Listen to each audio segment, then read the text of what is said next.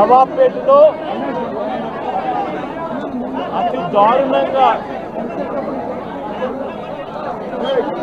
కేవలం ఆధిపత్యం అన్నది చాటడం కోసం ఒక పథకం ప్రకారం అక్కడ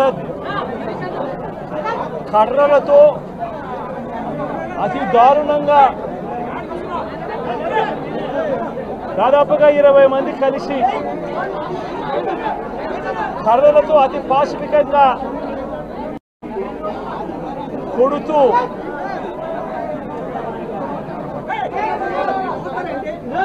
చివరికి హాస్పిటలైజ్ అయి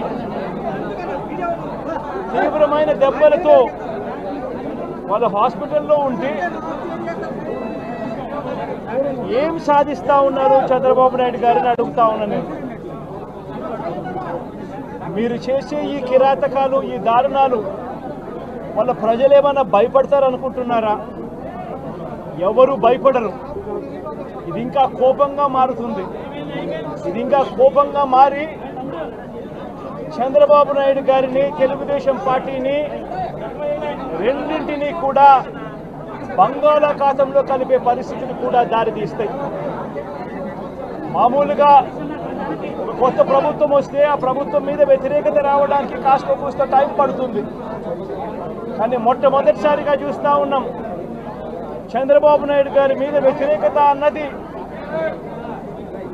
చాలా ఫాస్ట్గా పెరిగిపోతూ ఉంది. నిజంగా ముఖ్యమంత్రిగా ఉన్న వ్యక్తి గవర్నెన్స్ మీద ఫోకస్ పెట్టాల్సింది పోయి ఏం చేస్తూ ఉన్నాడు అన్నది ఒక్కసారి తనను తాను ప్రశ్నించుకోవాలి అని అడుగుతా ఉన్నా. ఈరోజు రైతులకు సంబంధించి వ్యవసాయం పూర్తిగా ముమ్మరంగా సాగుతూ ఉన్న పరిస్థితుల్లో రైతులకు తాను హామీ ఇచ్చిన మేనిఫెస్టోలో తాను చెప్పిన హామీ రైతులకు 20,000 రూపాయలు పెట్టుబడి సహాయంగా ఇస్తానని చెప్పి రైతులకు ఎగరగొట్టేశాడు. ఇవ్వాల్సిన రైతు భరోసా సొమ్మును కూడా ఇవ్వకుండా, ఎక్కువ చేసి ఇస్తానన్న రైతు భరోసా సొమ్మును కూడా ఇవ్వకుండా రైతులకు మోసం చేశాడు. పిల్లలు బడులకు పోతా ఉన్నారు. ఎంతమంది పిల్లలు బడులకు పోతా ఉన్నారు అన్నది అందరికీ తెలిసిన లెక్కలే. ప్రతి సచివాలయంలోనూ ఎంప్లాయీస్ ఉన్నారు,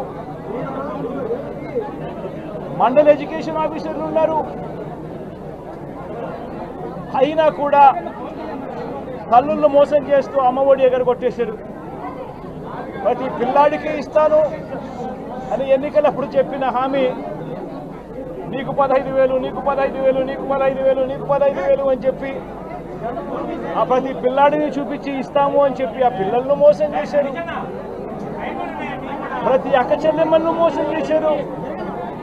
తల్లులకు అమ్మఒడి ఇస్తామని తల్లుల దగ్గర నుంచి మొదలెడితే ప్రతి తల్లికి 18 సంవత్సరాలు నిండిన ప్రతి అమ్మాయికి, ప్రతి అక్కకు, ప్రతి చెల్లెమ్మకు నెలకు 1,500 రూపాయలు ఇస్తామని చెప్పి వాళ్ళను మోసం చేశారు. ఈరోజు ఫీజు రీయింబర్స్మెంట్ తీసుకుంటా ఉన్న పిల్లలు జనవరి, ఫిబ్రవరి, మార్చ్ క్వార్టర్ ఫీజులు రాలా. ఏప్రిల్, మే, జూన్ ఫీజులు, 2వ క్వార్టర్ కూడా ఫీజులు రాలా. పిల్లలు చదువుకునేదానికి కూడా ఇబ్బంది పడే పరిస్థితిలోకి, ఫీజులు కట్టలేని పరిస్థితిలోకి కాలేజీ యాజమాన్యాలు ఫీజులు అడుగుతా ఉన్న పరిస్థితిని ఈరోజు చూస్తూ ఉన్నాం. పిల్లలకు వసతి దీవెన ఎగరగొట్టేశారు. అక్క చెల్లెమ్మలకు 0 వడ్డీ కూడా రావాల్సిన 0 వడ్డీ కూడా మామూలుగా ఏప్రిల్లో రావాల్సింది అది ఎగరగొట్టేశారు. ఇవన్నీ కూడా వైఎస్ఆర్ కాంగ్రెస్ పార్టీ ఉన్నప్పుడు, జగన్ ముఖ్యమంత్రిగా ఉన్నప్పుడు క్రమం తప్పకుండా క్యాలెండర్ ఇచ్చి ప్రతి ఒక్కరిని కూడా ఆదుకుంటూ వస్తూ ఉన్న పరిస్థితి.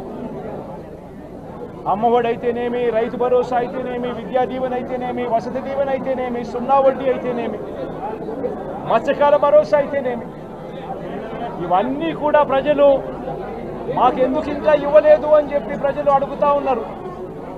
వారి గురించి పట్టించుకోకుండా, వారికి చేయాల్సిన మంచి గురించి పట్టించుకోకుండా స్కూళ్ళను నిర్వీర్యం చేస్తూ, చదువులను నిర్వీర్యం చేస్తూ, హాస్పిటళ్లను నిర్వీర్యం చేస్తూ, చివరికి ఏ ఒక్కరూ కూడా మిమ్మల్ని ప్రశ్నించకూడదు అని, ఏ ఒక్కరూ కూడా రోడ్లెక్కకూడదు అని ఈ మాదిరిగా భయాందోళనను క్రియేట్ చేయాలనే ఉద్దేశంతో గ్రామ స్థాయి నుంచి మొదలెడితే ప్రతి ఒక్కరికి కూడా మీ కక్షలు, మీ కార్పణ్యాలు మీరు తీర్చుకోండి అని చెప్పి గ్రీన్ సిగ్నల్ ఇస్తూ గ్రామ స్థాయి నుంచి ఈ భయానక వాతావరణాన్ని క్రియేట్ చేస్తూ ఉన్నారు. ఆలోచన చేసుకోమని అడుగుతా ఉన్నా. మళ్ళీ చెప్తా ఉన్నా చంద్రబాబు నాయుడు గారికి, మీరు చేస్తూ ఉన్నది తప్పుడు సాంప్రదాయం. ఇది కనుక కొనసాగింది అని అంటే రేపు పొద్దున ఏం జరుగుతుంది అని అంటే, ఈరోజు మీ ప్రభుత్వం ఉంది, చాలా వేగంగా మీ ప్రభుత్వం కూడా తుడిచిపెట్టుకొని పోతుంది. ఆ తర్వాత మళ్ళీ మా ప్రభుత్వం వస్తుంది. ఆ తప్పుడు మా ప్రభుత్వం వచ్చినప్పుడు కార్యకర్తలు నేను వద్దు అని చెప్పినా కూడా వినకుండా ఆ కార్యకర్తలు చంద్రబాబు నాయుడు గారి తెలుగుదేశం పార్టీ వాళ్ళందరికీ కూడా బుద్ధి చెప్పే పరిస్థితి కూడా చంద్రబాబు నాయుడు గారు బీజం వేస్తూ ఉన్నారు. ఈరోజు దయచేసి నేను చంద్రబాబు నాయుడు గారికి చెప్తా ఉన్నా, ఈ తప్పుడు సాంప్రదాయాలను ఇంతటితో ఆపండి. ఈ తప్పుడు సాంప్రదాయాలు పెద్దయ్యాయి, వృక్షాలైనాయి అనంటే ఆ తర్వాత ఆపడం ఎవరి చేత కాకుండా పోతుంది. ఇప్పటికే లా అండ్ ఆర్డర్ అనేది గాడి తప్పింది. ఇప్పటికే ఏం జరుగుతూ ఉంది అన్నది మీకే తెలియకుండా కూడా జరిగేంత దారుణమైన పరిస్థితిలోకి ఈరోజు లా అండ్ ఆర్డర్ పోతూ ఉంది. ఒక వైఎస్ఆర్సీపీ కార్యకర్తలే కాదు, వైఎస్ఆర్సీపీని అభిమానించే వాళ్ళే కాదు, చివరికి మహిళల మీద కూడా అగత్యాలు పెరిగిపోయినాయి, చిన్నపిల్లల మీద కూడా అగత్యాలు పెరిగిపోయినాయి. ఇష్టం వచ్చినట్టుగా రౌడీజం పెరిగిపోయింది. ఇష్టం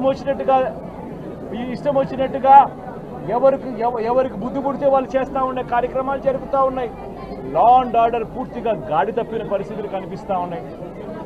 ఇప్పటికైనా చెప్తా ఉన్నాను, హెచ్చరిస్తూ ఉన్నాం, మరొక్కసారి కూడా చెప్తా ఉన్నాం.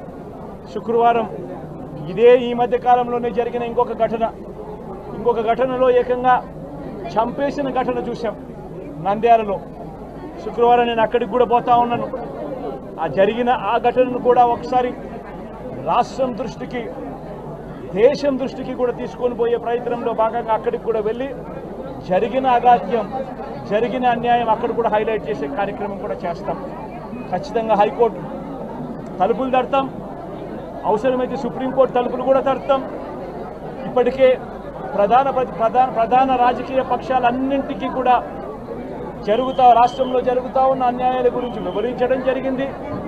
ఇక హైకోర్టు, సుప్రీంకోర్టు గడపలు కూడా గట్టిగా వాళ్ళ తలుపులు కూడా కొట్టే కార్యక్రమాలు గట్టిగా చేస్తాం. రాష్ట్రంలో జరుగుతూ ఉన్న ఈ అన్యాయాలు, ఈ ఆక్రందనల మీద ఎందుకు ప్రెసిడెంట్ రూల్ విధించకూడదు అని చెప్పి కూడా గట్టిగా వాళ్ళని అడిగే కార్యక్రమం కూడా చేస్తాం. గవర్నర్ గారిని కూడా ఈ విషయంలో కలగజేసుకోవాల్సిన అవసరం ఉంది అని చెప్పి కూడా గవర్నర్ గారిని కూడా ఈ సందర్భంగా విన్నపిస్తూ ఉన్నాం. ఇవన్నీ కనీసం మీరన్నా సుప్రీంకోర్టు జడ్జిగా పనిచేశారు, కనీసం మీ సమక్షంలో మీరు ఉండగానే ఇవన్నీ ఈ రాష్ట్రంలో జరుగుతూ ఉన్నాయి. దయచేసి మీరు కూడా కాస్తో కూస్తో చూసేసి ఉన్నట్టుగా పోకుండా మీరు గట్టిగా ఇన్వాల్వ్ కమ్మని చెప్పి గవర్నర్ గారిని కూడా ఈ సందర్భంగా విజ్ఞప్తి చేస్తూ ఉన్నారు.